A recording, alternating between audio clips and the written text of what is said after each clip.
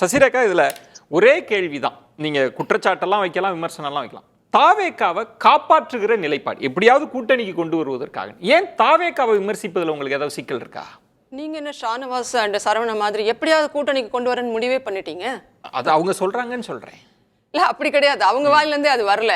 அந்த நிலைப்பாட்டுக்குலாம் முதல்வரே போக வேண்டிய அவசியம் முதல்வரை பேசியிருக்கிறதுனால தான் தலைப்பே இருக்கு அதுல. அவர் பேசுவார். அவர் என்ன சொன்னார்? அவர் தான் எதிர்க்கட்சிகள் அரசியல் செய்யாமல் அவியலா செய்யும்னு எதிர்க்கட்சியா இருக்கும்போது பேசினவர். அரசு ஊழியர்கள் உட்பட இவர் சிறந்த எதிர்க்கட்சி தலைவராகத்தான் இருக்கத்தான் லாயக்குன்னு இவர் மீது நல்ல பாராட்டு பத்திரம்லாம் இன்னைக்கு இருக்க அரசு ஊழியர்களே கொடுத்துருக்காங்க. நான் என்ன கேட்குறேன், சரவணனா இருந்தாலும் சரி, சகோதரர் ஷானுவாசா இருந்தாலும் சரி, இவங்க திமுக முதலமைச்சராக உங்களுக்கு ஏன் இந்த பதவி? இவங்களே என்ன சொல்றாங்க, கூட்டணி பிச்சை எடுக்கிறீர்கள். இவர் இந்த பேனலே அதற்கு சாட்சி அப்படின்றார். இந்த பேனல்ல இன்னும் நான் பேசவே ஆரம்பிக்கல. அதுக்கு முன்னாடி எப்படி தாவேக்காக தான் நான் வந்து வக்காலத்து போட வந்திருக்கேன். ஷானவாஸ் எப்படி முடிவு பண்றாரு?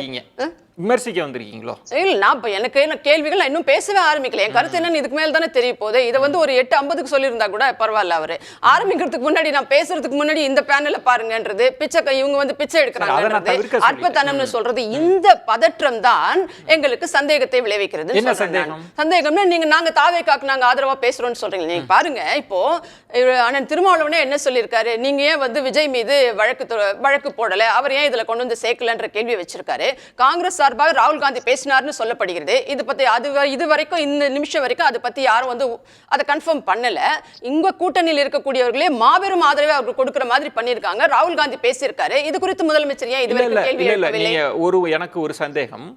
திருமாவளவன் அவர்கள் அவரை கைது செய்யணும்ன்றார். அது விஜய்க்கு ஆதரவான நிலைப்பாடா? உங்களுக்கு பின்னணியில் உங்களுக்கு தொடர்பு இருக்கிறதோ, உங்களுக்கான சாஃப்ட் கார்னர் இருக்கிறதோ, திமுகவுக்கும் விஜய்க்கும் அண்டர் கிரவுண்ட் டீலிங் இருக்கிறதோன்ற வார்த்தையை சொல்லிருக்காரு. இல்ல, அது வேற கான்டெக்ஸ்ட்ல சொல்றாரு. என்ன கான்டெக்ஸ்ட் நீங்க விஜய் சொன்னார்ல, நான் இந்த கான்டெக்ஸ்ட்ல தான் பார்க்கறேன். நான் அப்படி தான் பார்க்கறேன். இவங்க வந்து டீலிங் இருக்கான்னு கேட்டிருக்காருல்ல, முதலமைச்சர் இவங்க கூட்டணியில் தான் இருக்காங்க, இவர் கண்டிச்சு இது வரைக்கும் ஒரு வார்த்தை பேசல, நீங்க எப்படி அப்படி சொல்லுவீங்கன்னு எங்களை கேக்குறீங்கல்ல. நடக்காத ஒரு நரேட்டிவை செட் பண்றீங்கல்ல, நாங்க அவங்களுக்காக வாதாடுறோம், அவங்களுக்காக பேசுறோம்னு சொல்லிட்டு. காங்கிரஸ் இவங்க பேச வேண்டிய காங்கிரஸ் குழு கூட தான் அங்க வந்தது. திருமாவளவன் அவர்கள் போனாங்க. இன்னைக்கு மார்க்சிஸ்ட் கம்யூனிஸ்ட் போயிருக்காங்க. அங்க போய் அதுல பிரச்சனை இல்ல சசிரேகா. அந்த எல்லாரும் விஜய கண்டிக்கிறாங்கல்ல, தாவேகாவை கண்டிக்கிறாங்கல்ல. மார்க்சிஸ்ட் கண்டிச்சதா இன்னைக்கு? ஏன் கண்டிக்கல? எல்லா தலைவர்களும் கண்டிச்சிருக்காங்க. இன்னைக்கு போய் பேசிருக்காங்க. பேர் சண்முகத்தோட அறிக்கையை பாத்தீங்கன்னா அவ்வளவு கனமான லைனா வரேன். அவர்கள் செய்தது தவறுதான்றது எங்களுடைய உங்க எல்லாருக்கும் முன்னாடியும், முதலமைச்சர் போறதுக்கு போன பின்னாடி காலையில நான் எங்க எதிர்க்கட்சி தலைவர் நாளை காலை நான் அங்கே போவேன்னு அங்க போய் ஏர்போர்ட்ல கொடுத்த உடனடியா இவர் போறாரு. அன்னைக்கு நைட்டே இவர் போய் ஸ்கோர் பண்ணிட்டு போறாரோ கள்ளக்குறிச்சி மாதிரி அப்படின்ற பயம் உங்களுக்கு இருந்ததால தான் இவர் நைட்டோட நைட்டா போறாரு. அன்னைக்கு காலையில போன எங்களுடைய எதிர்க்கட்சி தலைவர் தான் முதல்ல போயிட்டு ஸ்பாட்ல இருந்தே சொல்லிட்டார், அவர்கள் மீதும் தவறு இருக்கிறது, தொண்டர்களை வந்து எப்படி இது பண்ணுன்ற ரீதியில் அவரும் பேசிட்டாரு. இது அரசு கிட்ட தான் காவல்துறை இருக்கிறது. நிச்சயமாக வேற என்ன சொல்ல முடியும் நீங்க நினைக்கிறீங்க? என்ன பண்ணணும்னு சொல்றாரு இவரு.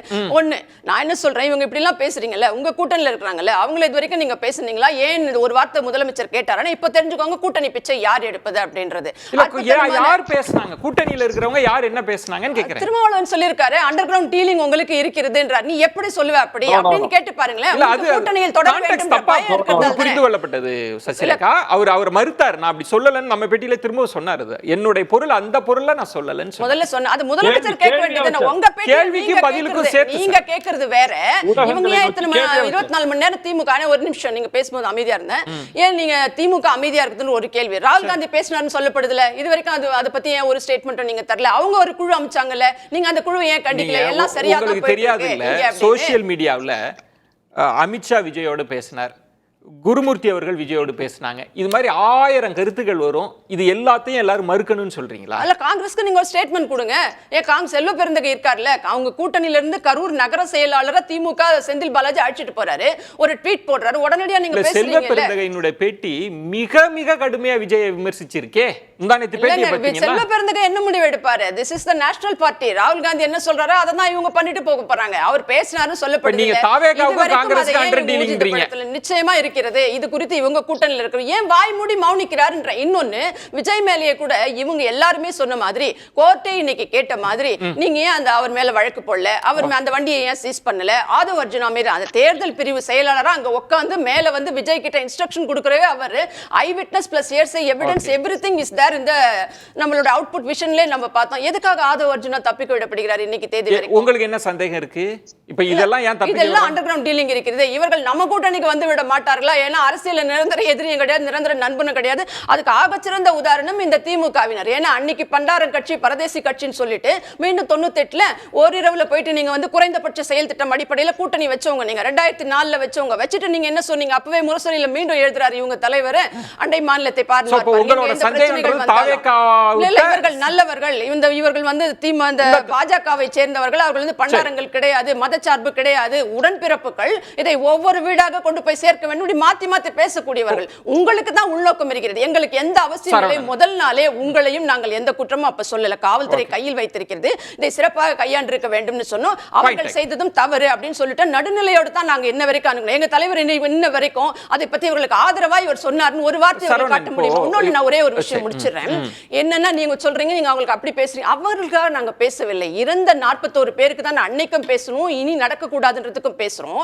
நாங்க பேசுறது ஏன் நீங்க அப்படி புரிஞ்சுக்கல? உங்களுக்கு நல்லா தெரியும். ஷானவாஸ் கேக்குறது ஏன் இப்போ விஜய் மீது எல்லாரும் ஒரு கண்டனம்னு யாராவது அதிமுக பேசுறாங்க, இது தப்புங்க, இது கண்டனம், கண்டிக்கத்தக்கது யாருமே பேசல. உங்களுக்கு நாங்க என்ன பேசுறோம் நல்லா புரியும். ஆனா அரசியல் செய்யாமல் அவியலா செய்யும்ன்ற தத்துவத்தை கண்டுபிடிச்சதால நீங்க எதிர்க்கட்சி அரசியல் எங்க மேல இப்ப திணிச்சிட்டு இருக்கீங்க. நாங்க ஏன் தெரியுமா பேசுறோம்?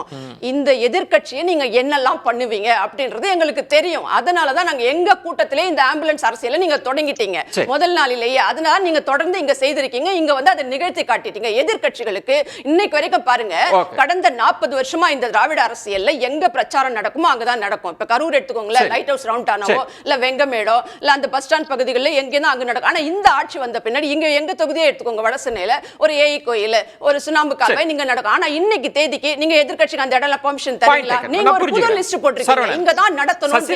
எதிர்க்கட்சிகள் நீங்க இப்படி கையாளுவீங்க, வேண்டுமென்றே குழப்பம் விளைவிப்பீர்கள் பேசுறோம். அது எப்படி ஆதரவாக பேசுவது? சசிரேகா சொல்றது இப்ப எதிர்க்கட்சியா நாங்களும் பழிவாங்கப்பட்டிருக்கிறோம், தாவேக்காவும் அந்த உணர்வுல பேசுறோன்றது ஒண்ணு. இன்னொன்னு அவங்க என்னன்னா திமுகவுக்கு தாங்க தாவேக்கா தேவை, அதனாலதான் அமைதி காத்துட்டு இருக்கிறாங்க. அதான் சூர்யாவும் சுட்டி காட்டினார். நீங்க தான் தாவேக்காட்டா சாப்பிட்டா, நாங்க இல்லைன்னு சொல்றாரு. இல்லை இப்போ பாவம் ரொம்ப குழம்பி போயிருக்காங்கன்னு நினைக்கிறேன். என்ன இது, அதாவது குழம்பிய குட்டையில் மீன் பிடிக்கலான்னு நினச்சாங்க, அது ஒர்க் அவுட் ஆகலை. ஒர்க் அவுட் ஆகலன்னொன்னே என்ன பண்ணுறாங்க, அப்படியே பிளேட்டை திருப்பி போடுறாங்க. திமுகவுக்கும் தாவேக்காவுக்கும் தாங்க. ஐயா அவர் லாஸ்ட்டு மீட்டிங்கெல்லாம் பேசுனீங்கன்னா தரக்குறைவாக பேசினார். முதல்வரை ரொம்ப தரக்குறைவாக பேசினார்.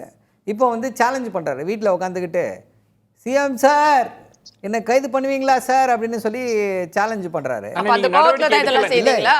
அந்த கோவத்துல தான் அப்ப இதெல்லாம் செய்தீங்க. ஒரு நிமிஷம் இருங்க, அவசரப்படாதீங்க மேடம், அவசரப்படாதீங்க, பொறுமையா இருங்க. ஸோ என்ன அப்படின்னா, இப்போ ஒரு விசாரணை நடக்குது, குற்றவியல் விசாரணை நடக்குது அப்படின்னா எடுத்தோம் கவுத்தோன்னு சொல்லி எதுவும் பண்ண மாட்டாங்க. அதாவது இவங்க எல்லா விசாரணையும் போட்டு ஒரே மாதிரி குழப்புறாங்க. ஒன் மேன் கமிஷன் வந்து வேற, it's a fact finding commission, quasi judicial authority. அதுக்கு வந்து சில பவர்ஸ் இருக்குது, சில பவர்ஸ் கிடையாது. ஆனால் குற்றவியல் விசாரணை, கிரிமினல் அஃபென்ஸ், அதை இன்வெஸ்டிகேட் பண்ணுறது, அது வந்து ஒரு குற்றம் நடந்திருக்கிறது, வந்து ஒரு குற்றம், culpable homicide not amounting to murder, அந்த செக்ஷனில் போட்டிருக்காங்க. 41 பேர் இறந்து போயிருக்காங்க. ஸோ அதை வந்து இன்வெஸ்டிகேட் பண்ணுறது வந்து இப்போ கரூர் போலீஸ். இப்போ இந்த உத்தரவுக்கு பின்னர் அஸ்ரா கார்க் தலைமையில் இருக்கக்கூடிய அந்த ஸ்பெஷல் இன்வெஸ்டிகேஷன் டீம் அதை வந்து விசாரிக்க போகிறது. இப்போ எஃப்ஐஆர் போட்ட உடனே யாரையும் போய் உடனே போய் டக்குன்னு வந்து கைது செஞ்சிட மாட்டாங்க. அதுதான் நடைமுறையா? யூசுவலா அதுதான் நடைமுறை. இல்ல தாவேகாவுக்கு மட்டும் அது அப்படி இருக்கா? இல்ல சார், எத்தனையோ வழக்குகளை போட்டிருக்காங்க. அதிமுக முன்னாள் அமைச்சர்கள் மேல எல்லார் மேலயும் ஊழல் வழக்குகள் போடப்பட்டது, சொத்து குவிப்பு வழக்கு போடப்பட்டது, விசாரணை முடிச்சு யாரையும் கைது செய்ய. கடந்த காலத்துல உங்க மேலயும் இப்பயே இருக்கு, இப்ப இவங்க உள்ள போன வரலாறு இருக்கு. இல்ல இதே செந்தில் பாலாஜி உங்க ஆட்சியில உள்ள போன வரலாறு இருக்கு. அவசரப்படுறாங்க. கேட்டீங்க உடனே கைது செய்திருவீங்களான்னு கேட்டீங்க. இல்லங்க பண்ணது இல்லங்க, அதிமுக முன்னாள் அமைச்சர்கள் மேல எஃப்ஐஆர் போட்டு பண்ணது இல்ல. திமுக அமைச்சர்கள் மேல இந்த ஆட்சியில இருக்கு, முன்னுதாரணம் இருக்கு. இந்த ஆட்சியில இருக்கு. அதாவது இன்வெஸ்டிகேஷன் இப்படித்தான் போனோம், இதை இப்படிதான் உடனே செய்யணும்னு சொல்லக்கூடிய அதிகாரம், அது வந்து அந்த இன்வெஸ்டிகேஷன் ஆஃபீஸருடைய இது டிஸ்கிரிப்ஷன். ஸோ என்ன பண்றாங்க, ஃபர்ஸ்ட் அந்த மதியழகன் அப்படின்றவர், அவர் தான் வந்து on ground, boots on ground அப்படின்ற மாதிரி அவர் தான் அதுக்கு ரெஸ்பான்சிபிள். அவர் வந்து கைது செய்யப்படுகிறார். அடுத்த கட்ட விசாரணைக்கு போவோம், அவர்கிட்ட விசாரிப்பாங்க. அடுத்த விசாரணை இத்தனையோ இதெல்லாம் வந்திருக்கு. இப்போ முக்கியமான கேள்வி இதுல என்ன அப்படின்னா, எல்லோரும் சொல்லிக் கொண்டிருப்பது என்ன, அதாவது திரு விஜய் அவர்கள் தாமதமாக வந்தது இதற்கு காரணம் அப்படின்றத சொல்லிட்டு இருக்கோம். அப்ப அடுத்து எதை விசாரிக்கணும், அவர் தூங்கி எந்திரிச்சு வந்தாரா இல்ல வேண்டுமென்றே தாமதமாக வந்தாரா அப்படின்ற முக்கியமான காரணம். அதை வந்து விசாரிச்சுட்டு கண்டிப்பாக யாராக இருந்தாலும், எவ்வளவு பெரியவராக இருந்தாலும், howsoever high you may be, the law is above you. Yeah Surya இதுல ஒரே ஒரு விஷயம் தான். இப்போ உண்மை கண்டறியும் குழு இப்போ திருமிகு ஹேமா மாலினி தலைமையில எல்லாம் வந்தாங்கல்ல, அவங்க ஏதாவது தாவேக்கா தவறு செஞ்சது அப்படின்னு ஏதாவது பரிந்துரை கொடுத்துருக்கீங்களா? இந்த 5 கேள்விகள்ல இருக்காது? ஹேமா மாலினி அவர்கள் பத்திரிகையாளர்களை சந்திக்கும் போது பக்கத்துல தான் நான் இல்ல அந்த 5 கேள்வி இருக்குல்ல, அதுல இருக்கா தாவேக்கா? அதான் சொல்றேன். அவர்கள் அப்போ சொன்னது என்னவென்றால் ஆர்கனைசர்ஸ் மேலேயும் நிறைய தவறு இருக்குது அப்படின்னு சொன்னாங்க. உடனடியாக அனுராக் தாக்கூர் சொல்லும்போது நாங்கள் அரசாங்கத்துக்கிட்டையும் கேள்விகள் கேட்க வேண்டியதற்கு, நிகழ்ச்சியை ஏற்பாடு செய்தவர்கள்கிட்டையும் சில கேள்விகள் கேட்க வேண்டியதற்கு, அதற்கப்புறமா தான் இதற்கு இறுதி வருவம் பெறப்படும் அப்படின்னு சொல்லிட்டாங்க. இப்போ இல்ல 5 கேள்விகள்ல இருக்கா தாவேக்காவுக்கும் கொஸ்டின் இருக்கா?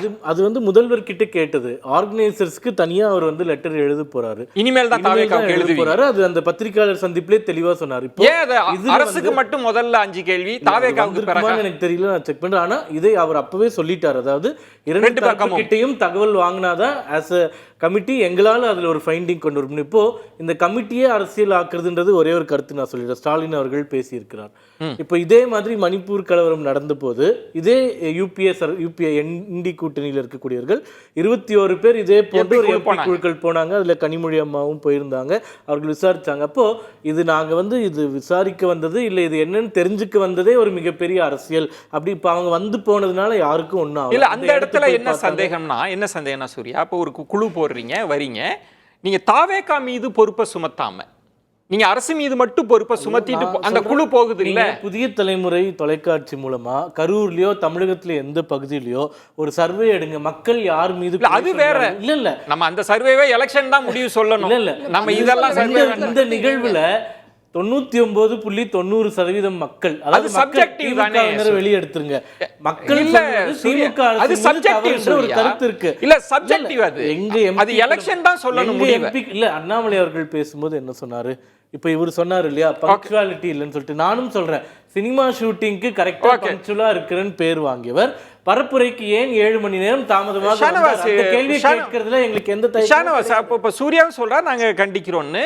எதிர்க்கட்சி தலைவரும் முதல் பிரஸ் மீட்ல வந்து 2 பக்கமும் தப்பு இருக்கு, அவருக்கு அனுபவம் இல்ல, அவங்க ஒரு நடத்தணும் எங்களை மாதிரிலாம் நாங்களாம் அனுபவம் கொண்டவங்க எல்லாம் பேசியிருக்காங்கல்ல. இதுல எங்க திரும்ப கூட்டணின்னு ஏன் அதை சந்தேகமா பார்த்து பாஜக இதுல ஏன் முடிச்சு போடணும்? அதாவது 2 பக்கம் தவறுனா அரசு இதுல என்ன தவறு பண்ணிருக்கு அதை பின் பாயிண்டா சொல்லணும்ல. தாமதமா வந்ததுதான் பிரச்சனைக்கு காரணம். தாமதமா வர சொன்னது அரசா? அதுக்கு முதல் பதில் வேணும்ல. 7 மணி நேரம் மக்கள் காத்து கிடந்தாங்களே, காத்து கிடக்க வைத்தது அரசா? காத்து கிடந்ததும் தண்ணீர் இல்லாததும் தான் பிரச்சனை. அந்த 2ஐயும் செய்ய வேண்டியது தாவேக்கா. அப்ப அதுல அரசின் குற்றம் என்ன?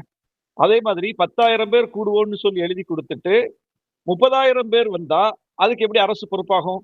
அரசு கூட ஒரு 10,000 பேர் வருவாங்கன்னு கணக்கு போட்டு எடப்பாடி பழனிசாமி பரப்புரை செய்யும் போது 100 பேர் பந்தோபஸ்து கொடுத்த அரசு இதுக்கு 500 பேர் கொண்ட பந்தோபஸ்தை கூட்டுது. விஜய் ஒரு டாப் ஸ்டார், அவருக்கு கொஞ்சம் மக்கள் தொண்டர்களை தாண்டி பொதுமக்கள் அவரை பார்க்க வர வாய்ப்பு இருக்கு, ரசிகர்கள் வருவாங்க அப்படின்லாம் கணக்கு போட்டு தானே அரசு வந்து அந்த ஏற்பாட்டை செய்யுது. அப்போ பிரச்சனை அங்க என்ன? ஜெனரேட்டர் உடைச்சது யாரு? அங்க கூரை மேல ஏறினது யாரு? விஜய்க்கு வந்து வரும்போதே நாமக்கல்ல இருந்தும் 4,000-5,000 பேர் பின்னாடியே வந்தது யாரு? இதெல்லாம் அரசு சொல்லியா வருது. வாங்க நாமக்கல்ல உள்ளவங்களும் சேர்ந்து விஜய்க்கு பின்னாடியே வாங்க, நாங்க பாதுகாப்புலாம் ரெடி பண்ணி வச்சிருக்கோம் அரசு சொல்லிச்சா? அரசு ஒவ்வொன்னையும் நெறிப்படுத்துது, முறைப்படுத்துது, ஒவ்வொன்னையும் பிரேக் பண்றாரு விஜய். அவங்கள குற்றம் சாட்டலன்றீங்க நீங்க, அவங்கள சொல்ல மாட்டாங்கன்றீங்க. பிரச்சனைக்கு அரசு காரணமா இருந்தா அரசை கேட்போங்க. இப்ப கைது பண்ணல, ஏன் வழக்கு பதிவு செய்யலன்னு கேட்கிறோம்ல, நாங்களே கேட்கிறோம்ல. நாங்க விட்டோமா அரச? இந்த கேள்வியை பிஜேபி கேட்டுச்சா? இந்த கேள்வி அதிமுக கேட்டுச்சா? ஏன் விஜய கைது செய்யல? அவர் வந்து ஏன் இவ்வளவு நேரம் கழிச்சு வர்றாருன்னு இவர் கேக்குறாரு. இன்னைக்கு கோர்ட்ல கேக்குறாங்க. இன்னைக்கு கோர்ட்ல நீங்க ஏன் அதை கேட்க மாட்டீங்க? திருமாவளவன் அவர்கள் கேக்குறாங்கல்ல விஜய क्वेश्चन பண்ணி, நீங்க ஏன் क्वेश्चन பண்ண மாட்டீங்க? நான் பிளைண்டா நான் யாரையும் ஆதரிக்க வேண்டிய அவசியம் இல்ல, யாரையும் எதிர்க்க வேண்டிய அவசியம் இல்ல. அப்படினா நாங்க 1008 கேள்விகள் உங்களை பார்த்து அன்னைக்கு காலையிலே வச்சிருப்போமே கவர்மெண்ட்டை பார்த்து. First responsibility is governance.